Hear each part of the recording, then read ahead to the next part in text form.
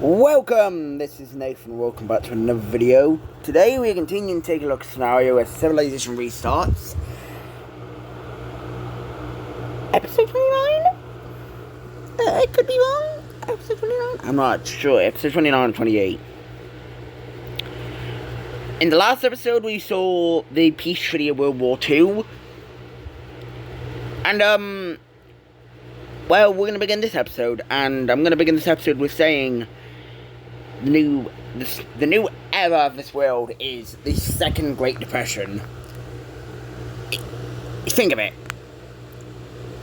The red team collapsed, the chocolate team collapsed, and basically every empire in the world has collapsed, except from one who is somehow weaker than. We'll get to them in a minute. The world has entered its Second Great Depression. Now, there's not really any strong countries, to be honest. The chocolate team is still kind of strong. To an extent, the pink team is right now the superpower of the world, but that's not going to last long. I can confidently say that they're not going to be the superpower of the world for too much longer.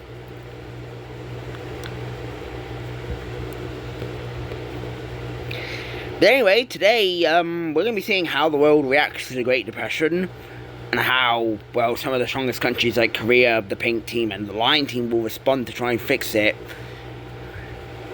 So, with World War II over, the world is kind of scarred and also relieved. Relieved because, well, the world is very free at the moment. But also scarred because they don't want any of those empires to ever come back to their full extent. Nobody wants to see another chocolate team empire. Nobody wants to see another red team empire. We're going to get to these guys in a minute because there's something going on in their country. So basically the world is not doing expansion, except from one country who... Hold on.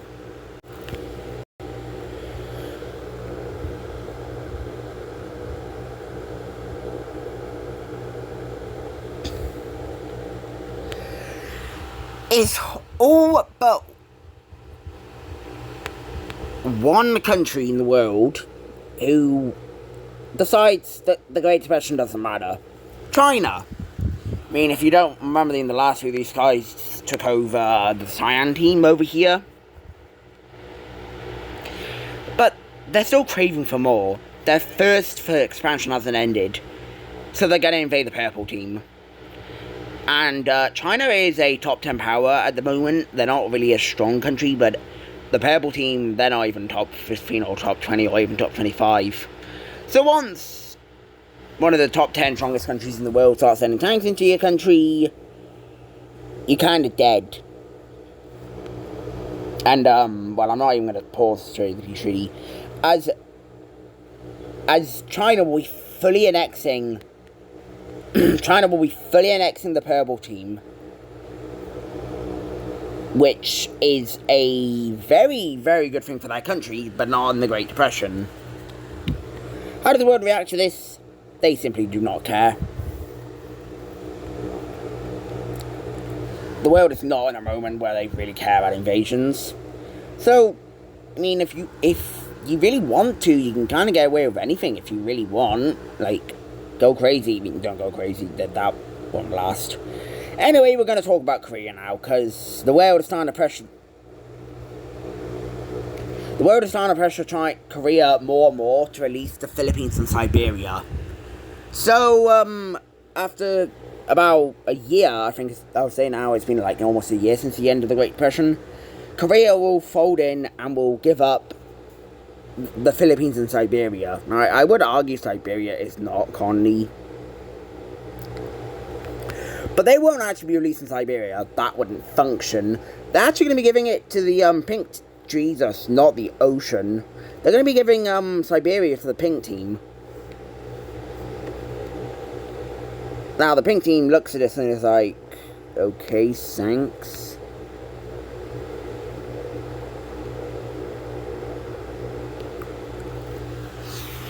Oh, this stupid phone. Anyway, they're going to now come down to the Philippines. They're going to be like, you know what? We don't even care. Without giving any coordination to these guys, they literally just say, one day, guys, you're free to go. The coordination in releasing the Philippines was horrendous, and this totally won't have side effects on this new country who just got spat out and wasn't even told about their end up being. They thought it was coming, but they didn't think it was coming now. So the red team, the Philippines, just spat out and just said, go do what you want, we do not care anymore. That capital will be right there. Anyway, moving on to another country who's been pressured. I wouldn't say pressured. The world is really trying to just decolonize, and the final country who has colonies is the Dark Purple team. And they're not so willing to let go of their colonies. But once, Morocco does this, that's troops on your border, you may want to actually listen, because they're top 5.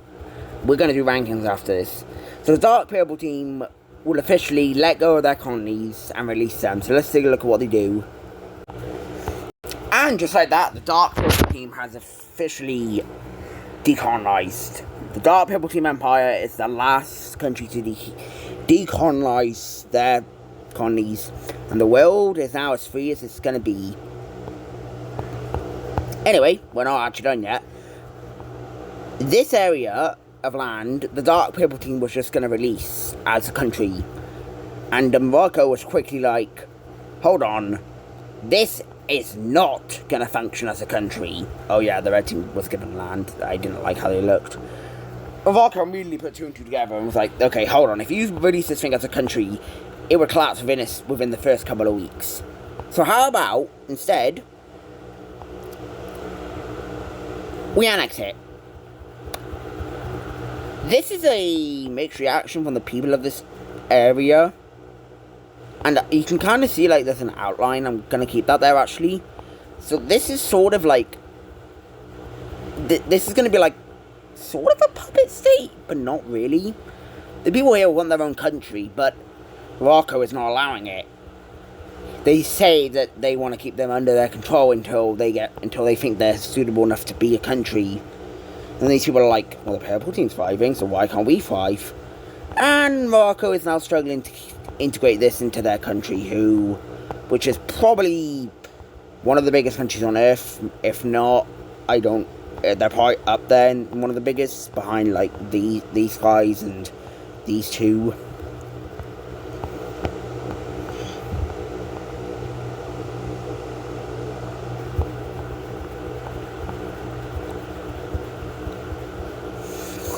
Anyway, to the red team we go. The new leader who just got elected into the red team, the people are scared. It was a people-elected person, so they thought he would do a good job. But, since the end of World War II, all he has done is buffing the military and buffing the economy of the red team, which is both shattered at the moment. And obviously this could be rebuilding, but in the size he's doing it compared to, the chocolate team, people don't know what to think.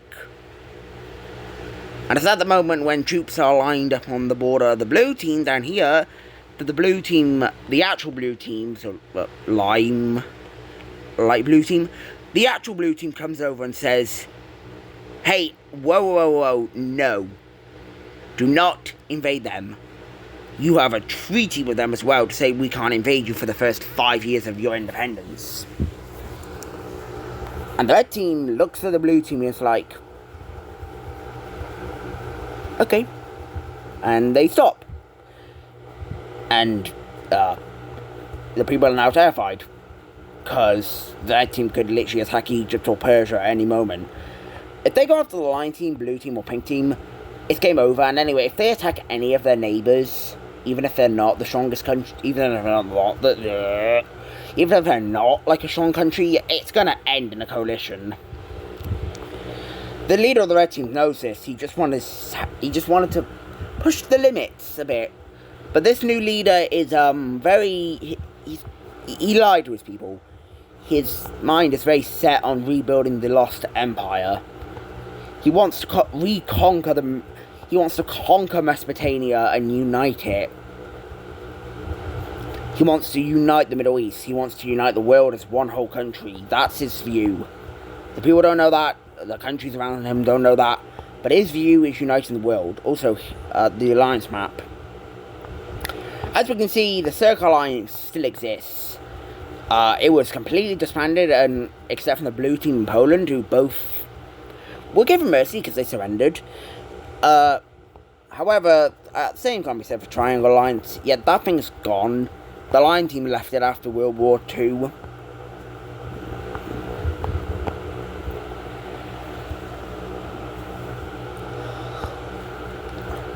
Anyway, time for a union.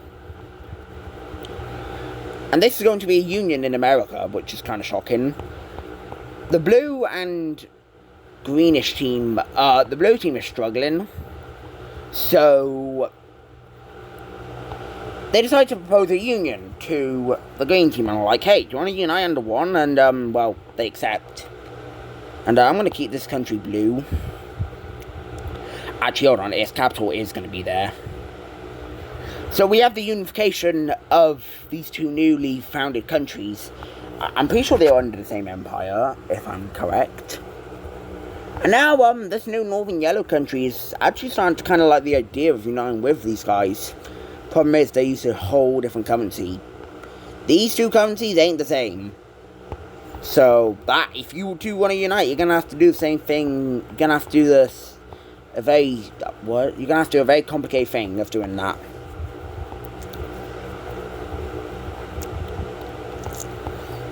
Anyway,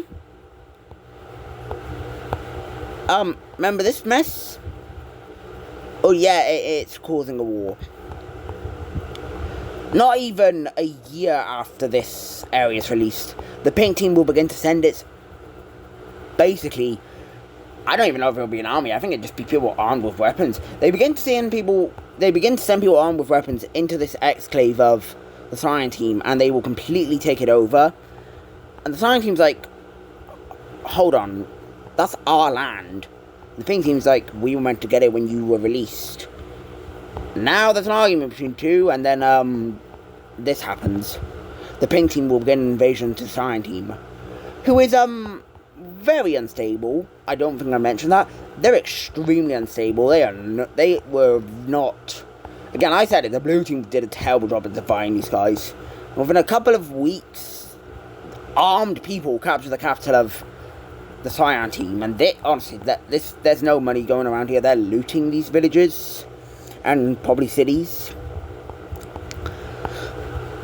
So when the purple team sees what the pink team is doing, they're like, oh, we may not have the economy, but I want to get some land. So they will quickly go into this province by here, completely taking it over. This will have to be worked out in the peace treaty. And at this point, the Cyan team is becoming riots. It's going to just fall apart. The government has been killed at this rate. And basically, these guys are just walking through and just an area full of warfare. And I mean, yep, there it goes. So let's take a look at how they're going to divide up the Cyan team. So, taking a look at this peace treaty, we can see that the Cyan team is completely divided up, nearly. They lose their capital area, which is going to be just have horrible effects on them. And, well, the purple team, they're just not going to help with that fact. They're going to annex these areas of, oh, Jesus. They're going to annex these lands and leave the Cyan team to just this area. This is not even a country. This is just a bunch of... This is just an area of guerrilla warfare. It's literally basically just an area of tribes who are fighting each other. They're not tribes. Basically, tribes in modern day. There's just a bunch of people fighting each other, and it's a mess. The pink team, Tanzania, and the purple team kind of look at it and are like, do you want to deal with that? And at this rate, nobody's going to deal with it. And the blue team is not very happy with what just happened. understand. Anyway, that is going to do it for this video. Sorry it's a bit smaller, we just had World War II. But anyway, I really hope you enjoyed this video, and I'll see you in the next one. Bye!